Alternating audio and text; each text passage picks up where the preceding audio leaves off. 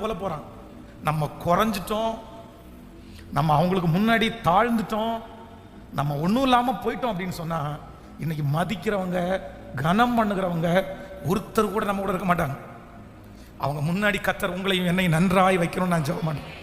ஆனால் இந்த வேலைக்காரன் சாப்பிடணும் களைச்சு போயிருக்கிறான், இப்படியே சாப்பிடாம இருந்தா இறந்து போயிடுவான்னு கர்த்தரை அறிந்து வேதம் சொல்லுது. அவனுடைய பக்கத்தில் போய் ஒரு தூதனையை அனுப்பி தழலினால் சுடப்பட்ட அடைய வச்சு நீ எழுந்திருந்து போஜனம் பண்ணு, நீ எழுந்திருந்து போஜனம் பண்ணு, நீ போக வேண்டிய தூரம் வெகு தூரம், நீ பண்ண வேண்டிய பிரயாணம் இன்னும் நிறைய இருக்குது.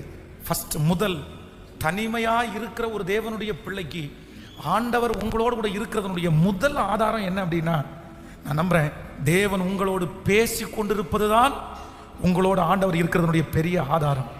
நம்பர் 2, ரெண்டாவது தேவன் உங்களோட இருக்கிறதனுடைய இரண்டாவது மிகப்பெரிய ஆதாரம் என்னன்னா, நீங்க நினைக்காத இடத்திலிருந்து உங்களுக்கு ஒரு உதவியை கர்த்தர் கொண்டு வந்து உங்களோடு கூட இருக்கிறத கர்த்தர் நிரூபிக்கிறது தான் கர்த்தர் உங்களோடு இருக்கிறதுடைய பெரிய அடையாளம்.